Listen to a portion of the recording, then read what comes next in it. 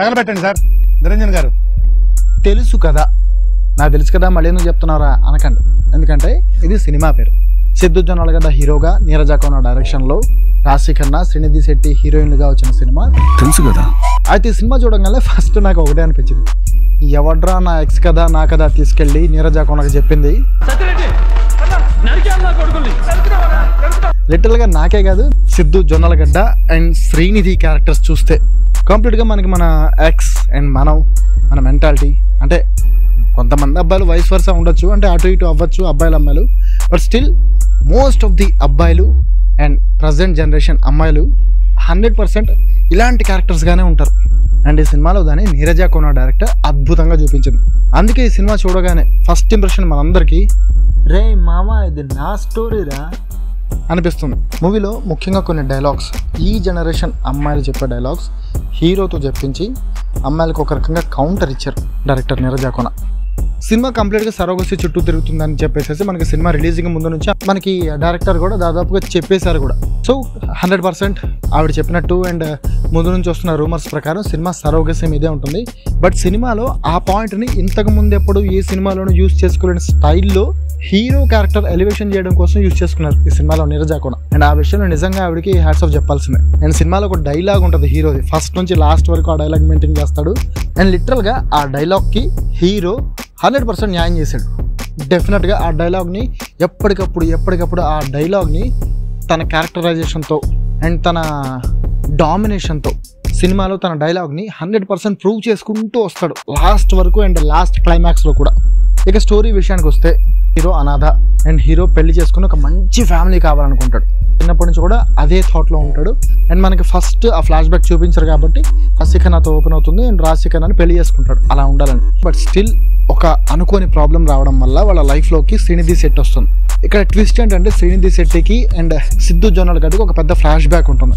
And ఆ flash బ్యాక్లో అసలు వీళ్ళిద్దరూ ఎవరు, ఏం జరిగింది, అండ్ ఇప్పుడు వీళ్ళ ముగ్గురు మధ్యలో ఏం జరగబోతుంది, అండ్ ఈ గేమ్ని సిద్ధు జొన్నలగడ్డ ఎలా ఆడుతున్నాడు అనేది సినిమా స్టోరీ.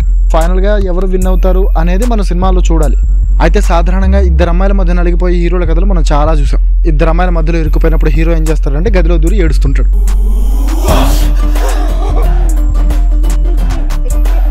బట్ ఈ సినిమాలో సిద్ధు జొన్నలగడ్డ దానికి రివర్స్ చేశాడు. ఆ రివర్స్ చేసిన క్యారెక్టరైజేషన్ అండ్ హిజ్ యాటిట్యూడ్ అద్భుతం అనమాట. మూవీలో 100% తన క్యారెక్టర్కి జస్టిఫై చేశాడు సిద్ధు జొన్నలగడ్డ. నేనైతే పర్సనల్గా ఆ క్యారెక్టర్ సిద్ధు జొన్నలగడ్డ తప్ప ఇంకెవరూ చెయ్యలేరు అనిపించింది నాకైతే. ఆ క్యారెక్టర్కి అంత న్యాయం చేశాడు. ఒక రకంగా చెప్తే సినిమా మొత్తాన్ని తన భుజాల మీద మోసేశాడు. సో 100% తెలుసు కదా మూవీ సిద్ధు జొన్నలగడ్డకి apt movie and he was extraordinary in the movie. అలాగే ఆ విషయంలో సిద్ధు జొన్నలగడ్డ క్యారెక్టరైజేషన్ విషయంలో సిద్ధుకి ఎన్ని మార్కులు పడతాయో అన్ని మార్కులు మనం ఖచ్చితంగా డైరెక్టర్ నీరజ కోన కూడా వేయాల్సింది. ఆ క్యారెక్టరైజేషన్ని అంత అద్భుతంగా రాసినందుకు అండ్ దాన్ని అంత అద్భుతంగా డైరెక్ట్ చేసి స్క్రీన్ మీద ప్రజెంట్ చేసినందుకు కూడా. ఈ జనరేషన్లో young men, I mean not Gen Z kids, maybe ఇప్పుడు జెన్జీ కిడ్స్ కూడా మెన్ అయిపోయారు, బట్ స్టిల్ జెన్జీ కిడ్స్ని పక్కన పెడితే మెన్, ఆ గ్రోన్ మెన్, 100% గ్రోన్ మెన్ ఎలా ఉండాలి and what kind of attitude they have to possess అనేది 100% ఈ మూవీలో సిద్ధు జొన్నలగడ్డ మనకు చూపించాడు. నిబ్బిలాగా బతకూడదు అబ్బాయి మెన్ అయిన తర్వాత కూడా. సో మగాడిలా బతుకు, మగాడి ఎలా బతకాలి అనేది మనకు చూపించాడు. అండ్ మనం ట్రైలర్లో కూడా విన్నాం సిద్ధు జొన్నలగడ్డకి సంబంధించిన ఒక డైలాగ్ ట్రైలర్లో 3 ముక్కలు కట్ చేసి పెట్టారు. నేను ట్రైలర్లో చూడగానే సినిమాలో ఇద్దరు ఇంకేం లేదేమో అనుకున్నా. కాదు, సినిమాలో ఆ డైలాగ్తో పాటు చాలా ఎలిమెంట్స్ని ఎలివేట్ చేసి చాలా బాగా చెప్పారు. ముఖ్యంగా అన్నిటికంటే మనం చెప్పుకోవాల్సింది మూవీలో డైలాగ్స్. చాలా సటిల్గా, సింపుల్గా ఉన్న, చాలా డెప్త్ అండ్ వెయిటేజ్ ఉన్న డైలాగ్స్ అవి. ఒక్క ముక్కతో స్ట్రైట్ ఫార్వర్డ్గా చెంప మీద కొట్టి చెప్పినట్టు ఉంటాయి డైలాగ్స్ అన్నీ కూడా. ప్రతి డైలాగ్ కనెక్ట్ అవుతుంది, అందులో డౌట్ లేదు. ఇక సినిమాలో హీరో తర్వాత అంత వెయిట్ ఉన్న క్యారెక్టర్ రాశి ఖన్నాదే. శ్రీనిధి శెట్టి ఉన్నా సరే వెయిట్ ఉన్న క్యారెక్టర్ కాదు శ్రీనిధి శెట్టిది. ఆమె కూడా మూవీలో ఒక పిల్లరే కానీ బట్ స్టోరీ మొత్తం కూడా రాశి ఖన్నా అండ్ సిద్ధు వీళ్ళిద్దరి ఎమోషన్స్ అండ్ బాండింగ్ దీని చుట్టూతోనే తిరుగుతుంది. సిద్ధుతో దాదాపుగా ఈక్వల్ క్యారెక్టర్ని రాశి ఖన్నా కూడా మెయింటైన్ చేశారు. సాధారణంగా హీరోయిన్ అంటే ఎక్స్పోజింగ్ అండ్ ఏదో 2 పాటలు వచ్చేసి హీరోకి 2 ముద్దులు పెట్టి వెళ్ళిపోవాలి, కుదిరితే 2 రొమాన్స్ సీన్లు కూడా చేయాలి అంటారు. బట్ రాశి ఖన్నాకి అలాంటి క్యారెక్టర్ కాకుండా చాలా బలమైన అండ్ హీరోతో సమానమైన క్యారెక్టర్ పడింది. ఎందుకంటే లేడీ డైరెక్టర్ కదా, అందుకే హీరోయిన్ కూడా అంత బలమైన క్యారెక్టరైజేషన్ రెడీ చేశారు మన నీరజ కోన. మొత్తం స్టోరీ మొత్తం వీళ్ళ ముగ్గురు మధ్యలోనే నడుస్తుంది. పెద్దగా సినిమా కోసం భారీ స్థాయిలో క్యారెక్టరైజేషన్ అండ్ క్యారెక్టర్స్ని ఇంట్రడ్యూస్ చేసి జనాలకి ఒక రకమైన డైలమా ఇచ్చింది లేదు. వీళ్ళ ముగ్గురు మధ్యలోనే కథ ఉంటుంది. కామెడీ కోసం మన హర్షాన్ని యూస్ చేసుకున్నారు. అండ్ సినిమాలో నిజంగా హర్ష గురించి చెప్పుకోవాలి. మనిషి కదలకుండా, ఏ మాత్రం కదలేక లేకుండా చాలా అద్భుతమైన కామెడీ పండించాడు. హీరోకి అండ్ హర్షకి మధ్యలో ఉండే సీన్స్ చాలా అద్భుతంగా వెళ్తాయి. అది ఎమోషనల్ సీన్ అయినా లేదు అంటే కామెడీ సీన్ అయినా రెండు కూడా చాలా అద్భుతంగా వెళ్తాయి. ఫస్ట్ మనం కామెడీ సీన్స్ గురించి మాట్లాడుకుంటే హర్ష సటిల్ కామెడీ సినిమాలో చాలా బాగుంది. చాలా సీరియస్ సిచ్యువేషన్ జరుగుతుంటుంది, బట్ హర్ష మధ్యలో కామెడీ పని చేసేస్తాడు. సాధారణంగా సీరియస్ సిచ్యువేషన్స్ మధ్యలో కామెడీ పని చేస్తే చాలా ఇరిటేటింగ్గా ఉంటుంది, బట్ ఈ సినిమాలో అలా ఉండదు. హర్ష పంచెస్ అన్నీ కూడా అంత సీరియస్ సిచ్యువేషన్లో కూడా వేసినా సరే ఆ కామెడీ పంచ్ మనకి నవ్వు తెప్పిస్తుంది అక్కడ కూడా. అలాగే అంత సీరియస్ సిచ్యువేషన్లో కామెడీ పంచ్ చేసి సీన్ని లైట్ చేసేసారా అంటే అలా కూడా ఉండదు. సీన్ వెయిటేజ్ అలానే ఉంటుంది, బట్ హర్ష కామెడీ పంచ్ కూడా అదే స్థాయిలో వెళ్తుంది. ఇక సినిమాలో ఫ్లాష్ బ్యాక్లో శ్రీనిధి శెట్టికి అండ్ సిద్ధుకి మధ్య ఉండే బాండింగ్ అండ్ వాళ్ళ లవ్ గురించి చెప్పారు. అయితే సాధారణంగా ఫ్లాష్ బ్యాక్ అనగానే ఇంటర్వెల్ తర్వాత ఫ్లాష్ బ్యాక్ వచ్చి దాదాపు ఒక 40 minutes 50 minutes తినేసి జనాల బుర్రలు తినేసి చాలా ఇరిటేట్ చేసేస్తుంది. బట్ ఈ సినిమాలో అలా కాదు. ఫ్లాష్ బ్యాక్ని చాలా సింపుల్గా చెప్పేశారు. బిట్స్ అండ్ పీసెస్లో మనకి ముక్కలు చేసి చూపిస్తూ దాంతో ట్విస్ట్ రిలీజ్ చేస్తూ వెళ్ళారు. అది సినిమాకి చాలా ప్లస్ అయింది కానీ మైనస్ అవ్వలేదు. ముఖ్యంగా ఆడియన్స్ ఎవరు కూడా ఇరిటేట్ అవ్వకుండా స్టోరీని చాలా బాగా అల్లుకున్నారు నిరజాకొన. ఇక సినిమాకి అతిపెద్ద ప్లస్ ఎవరైనా ఉన్నారు అంటే అది తమన్ మ్యూజిక్. సినిమాకి బ్యాక్గ్రౌండ్ మ్యూజిక్ కానీ సాంగ్స్ కానీ అదరగొట్టేసాడు ఆ మ్యూజిక్. మరి మన తమన్ మామ ఎక్కడి నుంచి ఎత్తుకొచ్చాడు తెలియదు కానీ music, background score and songs చాలా అద్భుతంగా చేశాడు. అండ్ మనం ఫస్ట్ నుంచి చూస్తున్నాం కదా యూట్యూబ్లో మల్లిక గంధ సాంగ్ అండ్ గుర్తుండే సాంగ్ రెండు కూడా వినటానికి కానీ అండ్ చూడటానికి కానీ రెండు కూడా స్టోరీలో కలిసిపోయి వెళ్తాయి, చాలా అద్భుతంగా ఉంటాయి. అలాగే ఒక అమ్మాయి ప్రేమలో మోసపోయిన అబ్బాయి మొండోడిగా మారి ఒక మగాడిగా ఎలా మారతాడు, ఎలా తన అమాయకత్వాన్ని కోల్పోయి ఒక మగాడిగా మారి మెచ్యూరిటీ లెవెల్స్ పెరిగిపోయి ఒక సటిల్ పర్సన్గా ఎలా మారిపోతాడు అనేది ఈ సినిమాలో చాలా బాగా చూపించారు. సో ఇది ఈ మూవీకి సంబంధించిన ప్లస్ పాయింట్స్ ఉన్నాయి. ఇక మైనస్ పాయింట్స్ గురించి మాట్లాడుకుంటే సినిమా సెకండ్ హాఫ్ ఫస్ట్ నుంచి ట్రైలర్ చూసి అనుకున్నదే సెకండ్ హాఫ్ కొద్దిగా లాగ్ అనిపించింది.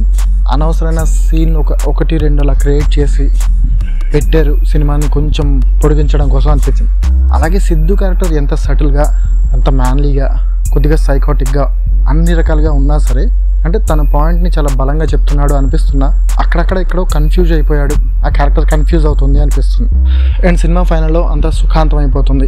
రాశి ఖన్నా అండ్ సిద్ధు ఇద్దరు కూడా ఒకటే పోతారు. అండ్ ఈ మూవీకి సంబంధించి లాస్ట్ క్లైమాక్స్ సీన్లో రాశి ఖన్నా అసలు చెయ్యను అనేది 9 పేజీల డైలాగ్ పేపర్ కూడా విసిరి కొట్టేసింది అని వార్తలు వచ్చాయి. ఈవిడైతే క్లైమాక్స్ షూట్ చేస్తున్నప్పుడు కోపం వచ్చేసి అసలు నేను చెయ్యను ఈ సీన్ నేను అని చెప్పి ఆవిడ పక్కకి వెళ్ళిపోయిందండి. ఆవిడ ఒక 1/2 hour 45 minutes షూటింగ్ ఆపేసింది. రాశి ఆపేసి అలా ఎలా మాట్లాడతాడు నా బాయ్ ఫ్రెండ్, అలా మాట్లాడితే చంపేస్తాను నేనైతే, వదిలేస్తాను నేనైతే అంటే నేను అన్న అక్క 9 పేజీలు ఉన్నాయి, ఓకే ఇది నువ్వు క్యారెక్టర్ తాలూకు కోపం ఫీల్ అవ్వాల్సిన సమయం కాదు, ఓకే నువ్వు రాశి కన్నావి, నువ్వు అంజలివి కాదు, ఓకే ఇది జస్ట్ ఒక సినిమా అంతే అని చెప్పి. సో బేసిక్గా ఏంటంటే అండ్ ఆ వార్త నిజమే. హీరో రాశి ఖన్నాతో చెప్పే డైలాగులు ఏ అమ్మాయి అయినా రియల్ లైఫ్లో వింటే చచ్చినా వాడితో ఉండదు, వాడు ఎంత ప్రేమిస్తున్నా సరే ఉండదు, అలాంటి డైలాగులే ఉన్నాయి. అలాగే ఇంకొక పెద్ద మైనస్ పాయింట్ ఏంటి అంటే సినిమా అసలు లాస్ట్లో రాశి ఖన్నా మళ్ళీ వచ్చి హీరోతో కలిసి ఉండడానికి ఎందుకు ఒప్పుకుందో నాకు అర్థం కాదు. దానికోసం హీరో ఏం చేశాడు అనేది నాకు ఎక్కడ అనిపించదు. హీరో ఏం చేయాల, పరిస్థితులు అలా తీసుకొచ్చేసి రాశి ఖన్నాని తనంతట తానే రియలైజ్ అయ్యేలా చేసి హీరోకు దగ్గర చేసింది అంతే. అలా సినిమా ముగిసిపోతుంది. ఇక నా ఒపీనియన్ ఈ మూవీ మీద, ఫస్ట్ ఆఫ్ ఆల్ మూవీ బాగుంది, మూవీని అందరూ కూడా ఒకసారి చూడొచ్చు. బట్ థియేటర్లో సీట్స్ ఖాళీగా ఉండడం చూస్తే నాకేమీ సినిమా హిట్ అవుతుంది అని నాకైతే అనిపించలేదు. నేను వెళ్ళిన థియేటర్లో అలా ఉన్నారు, చాలా వరకు ఖాళీ సీట్స్ ఉన్నాయి. సో సినిమాకి మరి కలెక్షన్స్ ఎలా వస్తాయో చూడాలి. నాకైతే 100% వన్ టైం వాచ్, అందరూ ఒకసారి చూడగలిగే సినిమా. ముఖ్యంగా అబ్బాయిల లైఫ్లో ఎలా మెచ్యూర్ అవ్వాలి, ఐ మీన్ మెంటల్గా ఎలా మెచ్యూర్ అవ్వాలి, ఎలా ఒక సటిల్ మ్యాన్లీ క్యారెక్టర్ని వాళ్ళంతటి వాళ్ళు అబ్జర్వ్ చేసుకోవాలి అండ్ దాన్ని రిఫ్లెక్ట్ చేయాలి అనేది ఈ సినిమాలో నీరజాకుండా చాలా అద్భుతంగా చూపించారు. సో 100% నేను కూడా చెప్తాను, చూడండి, చూడగలిగే సినిమాలే వన్ టైం వాచ్. బట్ అంత అద్భుతమైన super story super hit movie కాకపోవచ్చు కానీ but one time watch movie. So ఇది తెలుసు కదా మూవీ రివ్యూ. అండ్ రేపు కేరామ్ చూడబోతున్నాను అండ్ కేరామ్ రివ్యూ కూడా రేపు సాయంత్రం ఇస్తాను. సో మీకు ఆ రివ్యూ కావాలంటే కేబీకే షో ఛానల్ని సబ్స్క్రైబ్ చేసుకొని అండ్ ఈ వీడియో నచ్చితే ఒక లైక్ చేసి మీ ఫ్రెండ్స్ కూడా షేర్ చేయండి.